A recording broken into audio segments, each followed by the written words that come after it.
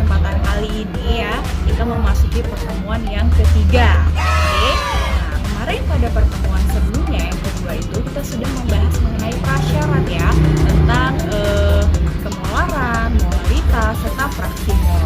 Nah, ketiga konsentrasi itu akan kita terapkan dalam pembahasan kali ini ya, yang mengacu pada sifat koligatif larutan.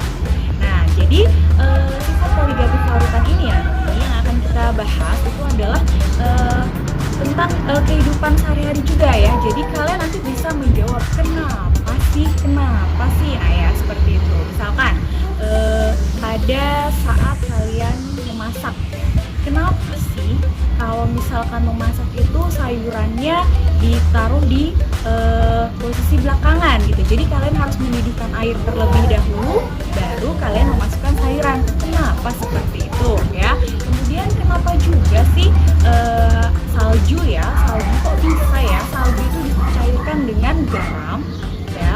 Kemudian yang diterapkan oleh pedagang es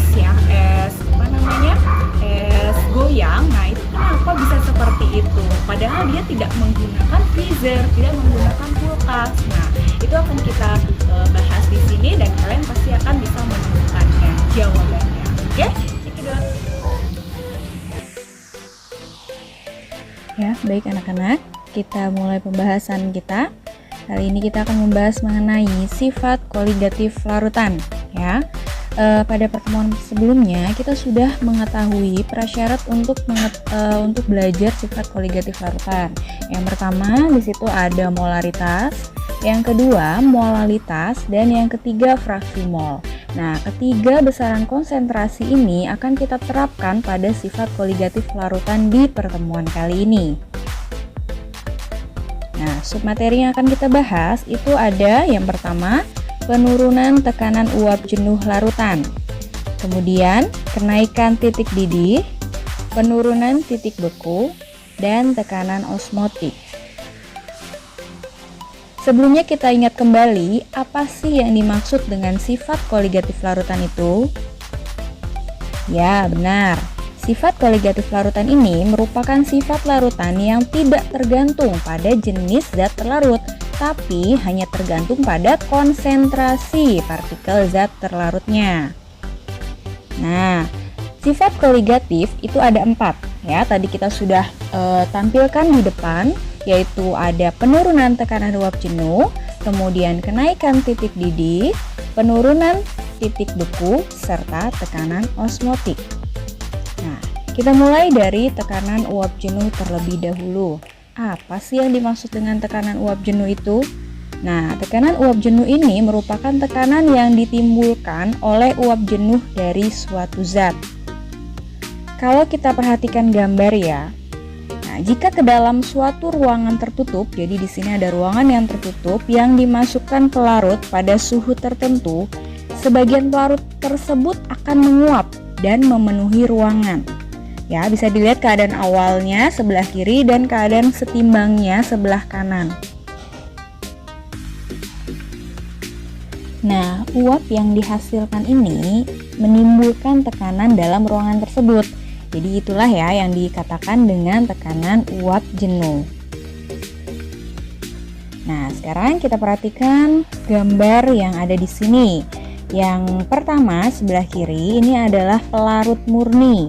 Sedangkan yang sebelah kanan yang kedua ini merupakan larutan. Ya, jadi bedakan, yang kiri hanya terdiri dari pelarut saja. Kemudian yang kanan yang kedua ini terdiri dari pelarut dan zat terlarut yang disebut tadi dengan larutan. Oke. Nah, kalau kita perhatikan ya, sebelah kiri di sini molekul pelarutnya itu sangat mudah sekali menguap. Sedangkan kalau kita perhatikan di sebelah kanan, gambar yang ada zat terlarutnya di situ, molekul dari pelarut sulit untuk menguap ya. Jadi hanya sedikit yang menguap seperti itu. Kenapa seperti itu? Nah, di sini karena adanya halangan atau rintangan dari si zat terlarut yang terdapat di larutan tersebut. Jadi bisa kita bedakan ya, kalau pelarut murni dia akan lebih mudah untuk menguap, sedangkan pada larutan yang terdiri dari zat terlarut tadi, karena adanya zat terlarut yang menghalangi molekul-molekul pelarut untuk menguap, maka di situ terjadi penurunan ya, penurunan tekanan uap jenuh larutan. Nah, jadi menurut Francois-Marie Raoult, besarnya tekanan uap larutan itu sebanding dengan fraksi mol pelarut dan tekanan uap dari pelarut murninya. Maka didapatkan persamaan seperti berikut. P sama dengan P0 dikali X pelarut, di mana P merupakan tekanan uap larutan ya. Kemudian P0 merupakan tekanan uap pelarut murni. Jadi bedakan, P adalah larutan, sedangkan P0 itu milik pelarut. Oke, dan X pelarut merupakan fraksi mol dari pelarut.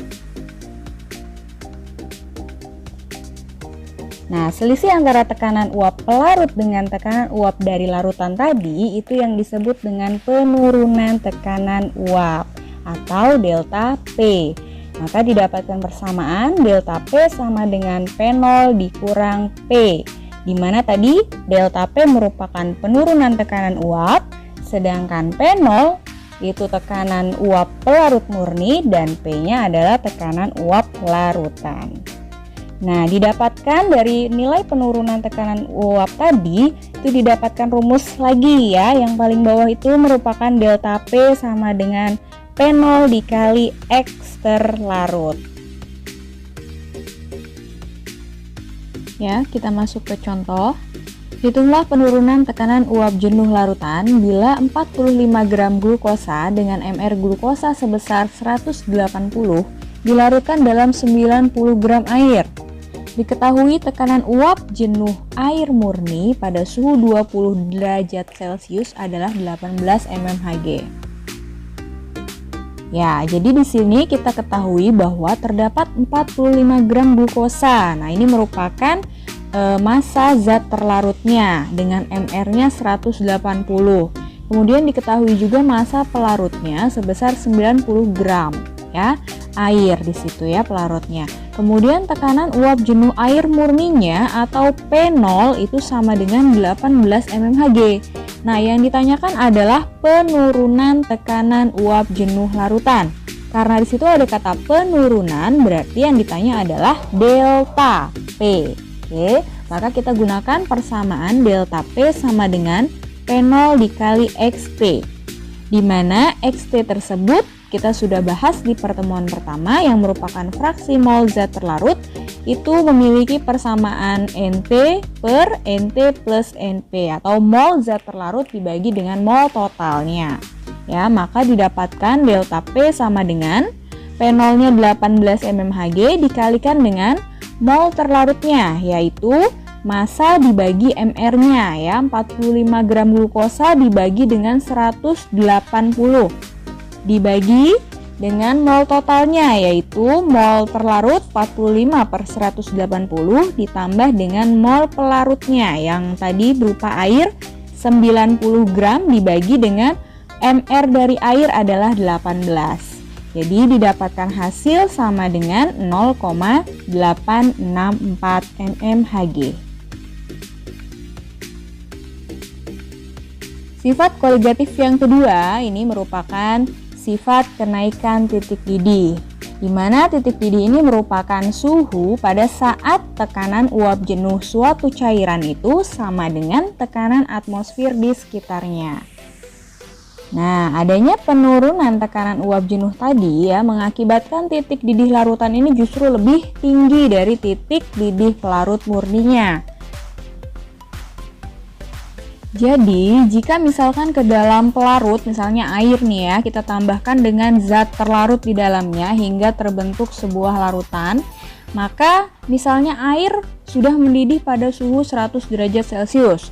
Namun, jika dimasukkan zat terlarut tadi di situ ya, itu mengakibatkan titik didihnya bukan lagi 100 derajat Celcius, melainkan bisa lebih tinggi dari itu. Jadi, kalau misalnya kita memanaskan air, dia bisa mendidih lebih cepat dibandingkan jika kita masukkan suatu zat terlarut ke dalamnya. Di situ akan mendidih lebih lama.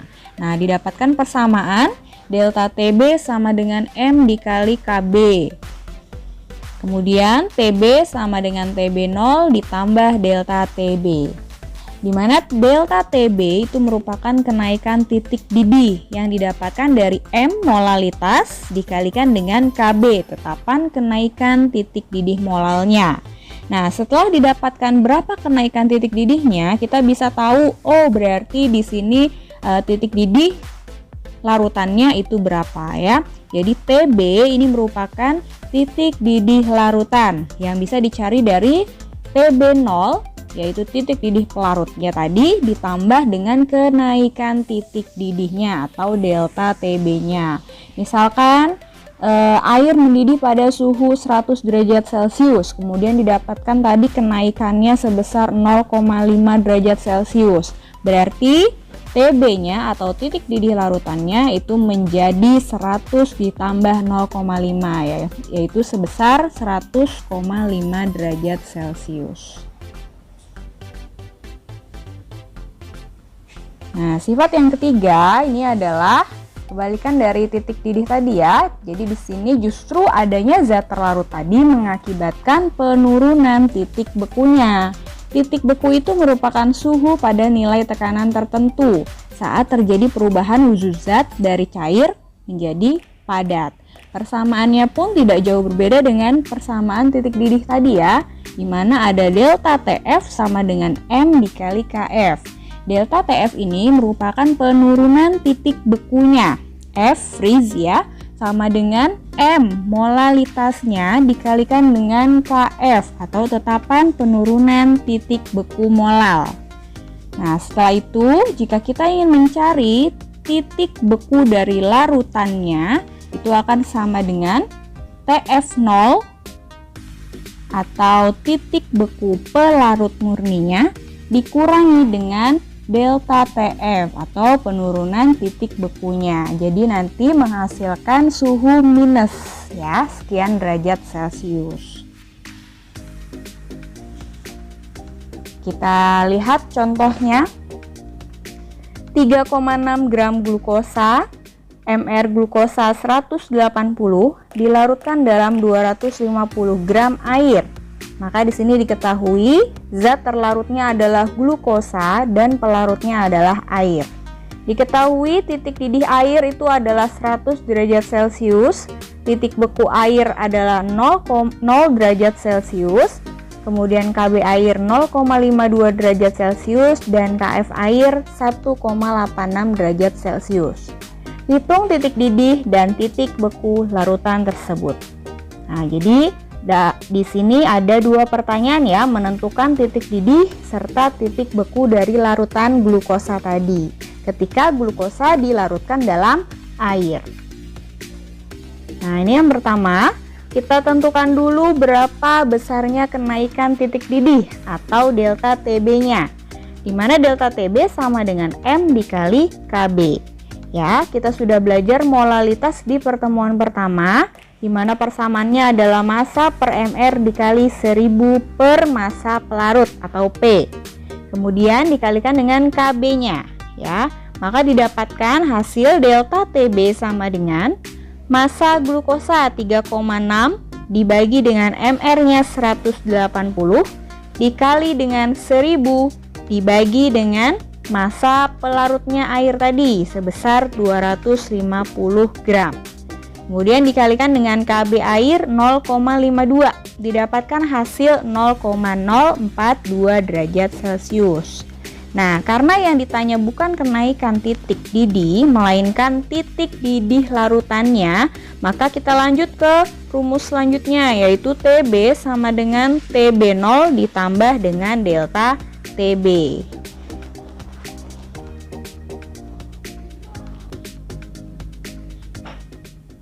Ya, di sini didapatkan TB sama dengan TB0-nya 100 derajat Celcius ditambah dengan kenaikan yang sudah kita dapat tadi sebesar 0,042, maka TB-nya atau titik didih larutannya adalah 100,042 derajat Celcius. Selanjutnya, untuk menentukan titik beku larutan, maka kita cari dulu perubahannya atau penurunan titik bekunya, yaitu delta TF sama dengan M dikali KF. Ya, kita hitung delta TF sama dengan M. Molalitasnya merupakan massa per mR dikali 1000 per massa pelarutnya. Jadi, masanya kita masukkan 3,6 dibagi dengan mR-nya 180 dikali 1000 dibagi dengan massa pelarutnya 250 gram. Dikali KF air adalah sebesar 1,86, maka didapatkan delta TF-nya 0,15 derajat Celcius. Nah, karena yang ditanya adalah titik beku larutan, jadi bukan penurunannya, maka kita lanjut ke rumus selanjutnya, yaitu TF sama dengan TF0 dikurang dengan delta TF-nya. Maka di situ TF sama dengan 0 derajat Celcius yang merupakan titik beku dari air dikurangi dengan penurunannya tadi sebesar 0,15, maka sama dengan minus 0,15 derajat Celcius. Jadi didapatkan titik beku larutannya adalah di angka minus 0,15 derajat Celcius. Nah, berikut merupakan diagram PT pelarut dan zat terlarut. Ya, kalau kita perhatikan di situ garis putus-putus menunjukkan pelarutnya, sedangkan garis yang tegas di situ menyatakan larutannya. Nah, jadi bisa kita lihat titik ya, titik ya yang ini itu merupakan titik beku dari larutan. Sedangkan sebelahnya, nah ya itu merupakan titik beku pelarutnya. Nah, ada selang di situ ya, ada jarak. Nah, itu menunjukkan delta TF-nya atau penurunan titik bekunya atau selisih ya, selisih titik beku antara larutan dengan pelarut. Kemudian di sebelah kanan di sini ada titik didih. Titik didih dari pelarutnya, dan yang ini adalah titik didih dari larutan. Nah, kemudian di tengah-tengahnya ini ada selisih ya atau perubahannya. Jadi di situ dikatakan sebagai delta TB atau kenaikan titik didih dari larutannya. Oke, nah ini ada fase cair, gas. Nah, garisnya di sini berarti ini merupakan pembatasnya antara fase cair dan fase gas. Kemudian di sini ada cair dan padat. Nah, ini pembatasnya berarti di situ adalah batasan antara padat dan cair. Nah, selanjutnya di sini ya. Nah, ini ada batas antara gas dengan padat. Nah, titik di sini, ini titiknya ini merupakan titik triplet ya, atau titik batasnya dari ketiga fase tersebut, yaitu fase padat, cair, dan gas.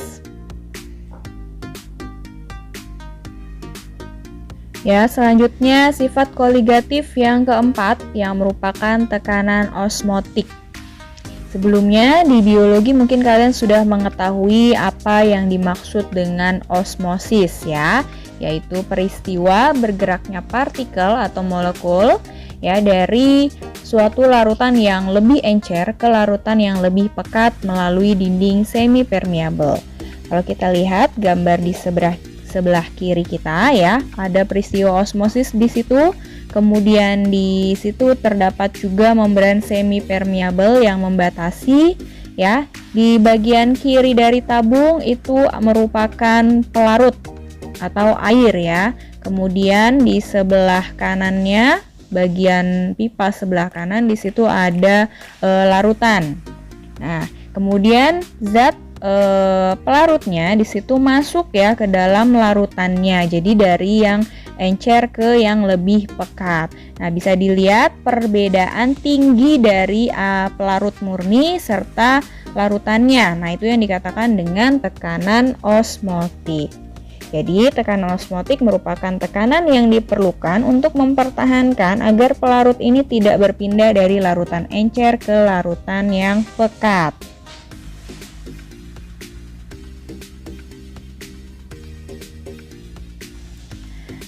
Baik, pemahaman mengenai konsep osmosis ini sangat diperlukan ya dalam bidang kedokteran. Misalnya, dalam memberi nutrisi bagi pasien melalui infus. Nah, di situ pada infus ini larutan nutrisi dimasukkan langsung ke dalam pembuluh darah. Nah, larutan ini harus memiliki tekanan osmotik yang sama dengan tekanan osmotik darah agar sel darahnya tidak mengalami krenasi ataupun hemolisis karena ini sangat membahayakan jiwa pasien. Baik, karena tekanan osmotik kita simbolkan dengan P, maka P sama dengan MRT. Ya, di mana M merupakan konsentrasi larutan, R-nya merupakan tetapan gas universal yang sudah diketahui besarannya sebesar 0,082 liter atmosfer per mol Kelvin. Kemudian dikalikan dengan T, yaitu suhu mutlaknya dalam Kelvin. Baik, ini tadi yang sudah Ibu katakan ya, bahwa dia sangat penting mengetahui bagaimana tekanan osmotik dalam darah ya. Jika larutan memiliki tekanan osmotik lebih rendah dari yang lain, maka dikatakan larutan hipotonis. Dan jika larutan memiliki tekanan osmotik lebih tinggi dari yang lainnya, dikatakan sebagai larutan hipertonis. Kemudian jika tekanan osmotiknya sama, maka disebut dengan isotonis ya. Jadi nanti kalau kalian menjadi dokter, maka ketika memasukkan cairan infus itu usahakan tekanan osmotiknya sudah sama atau disebut dengan isotonis. Ini merupakan contoh soal dari tekanan osmotik. Jika 7,2 gram glukosa dengan mR glukosanya sama dengan 180 dilarutkan ke dalam air sampai volumenya 400 ml pada temperatur 27 derajat Celcius. Hitung tekanan osmotik larutannya. Nah, dengan menggunakan persamaan tadi kita bisa tahu bahwa P sama dengan M dikali R dikali T, MRT ya. Di mana M molaritasnya sudah kita bahas di pertemuan pertama, memiliki persamaan massa per mR dikali dengan 1000 per volume larutan. Ya, jadi di sini tinggal kita masukkan massanya sebesar 7,2 gram dibagi dengan 180 dikali 1000 dibagi dengan volume larutannya 400 ml. Dikalikan dengan R, nilai R tadi sudah diketahui 0,082, itu merupakan tetapan ya. Dikalikan dengan suhunya, nah karena di soal ini masih dalam bentuk derajat Celcius, maka kita rubah ke dalam Kelvin. Ya, jadi 27 ditambah dengan 273 menjadi 300 Kelvin. Maka didapat tekanan osmotik larutannya sebesar 2,46 atmosfer. Nah, tadi itu merupakan rumus-rumus pada larutan non-elektrolit. Jadi larutan itu dibagi menjadi larutan elektrolit dan larutan non-elektrolit. Kita ingat kembali di kelas 10 bahwa larutan elektrolit itu merupakan larutan yang dapat menghantarkan arus listrik. Mengapa dia bisa menghantarkan arus listrik? Karena dia memiliki ion-ion yang terurai ya. Jadi larutan elektrolit itu merupakan larutan yang dapat terionisasi atau terurai menjadi ion-ionnya. Dan akibat peruraian itu maka dapat mengakibatkan bertambahnya jumlah partikelnya. Nah, ini menurut Van Hove ya, hukum Raoult yang tadi itu harus dikalikan dengan suatu faktor, yaitu sebesar 1 ditambah N-1 kali alfa. Nah, ini jadi merupakan rumus dari faktor Van Hove ya dengan lambang I. N di sini merupakan jumlah ionnya dan alfa merupakan derajat ionisasi. Ini merupakan contoh menghitung jumlah ion tadi ya. Jika dia merupakan larutan elektrolit ya, seperti ini contoh ada CaCl2, itu merupakan larutan elektrolit. Jadi kalau larutan elektrolit ini yang memiliki ion-ion ya. Kalau tadi contoh yang sebelumnya ada glukosa, urea dan sebagainya itu merupakan larutan non-elektrolit yang tidak bisa terurai menjadi ion-ion. Baik itu kation yang positif juga anion yang negatif. Nah, kita lihat contoh pertama CaCl2. Di situ terdapat ion Ca2+ ya jika diuraikan dan 2Cl-. Nah, berarti berapa jumlah ionnya? Kita tinggal hitung, terdapat 1 Ca2+ dan 2 Cl-. Maka totalnya menjadi 3 ion. Jadi N sama dengan 3. Nah, untuk yang kedua ada H2SO4 yang bisa diuraikan menjadi 2H+ dan SO4 2-. Nah, jadi kalau dijumlahkan ionnya itu ada 2 dari H+ dan 1 dari SO4 2-. Jumlahnya menjadi 3 ion dan N-nya sama dengan 3.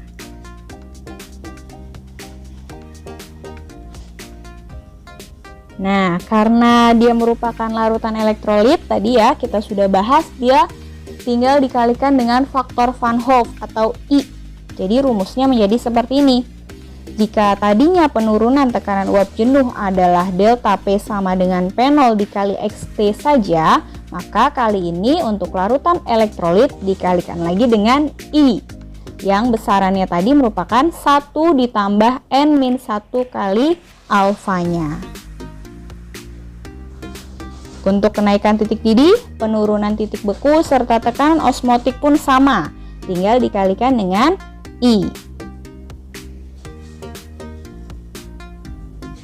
Contoh, hitung kenaikan titik didih dari larutan 5,85 gram NaCl dengan Mr 58,5 dalam 250 gram air.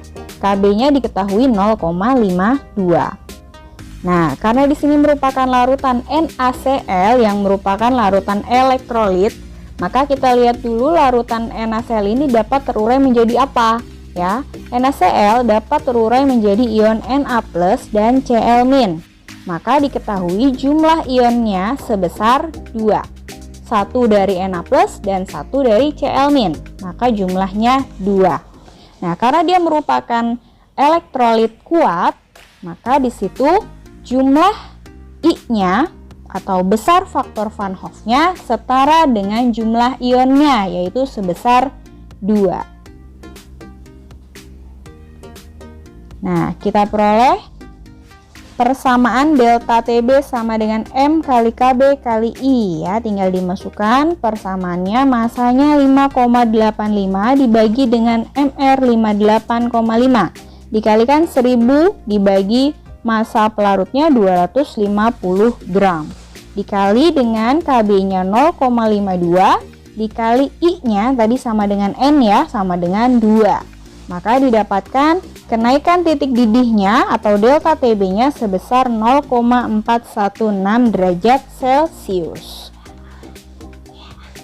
Baik, jadi seperti itu ya anak-anak pembahasan dari sifat koligatif larutan yang jumlahnya ada 4.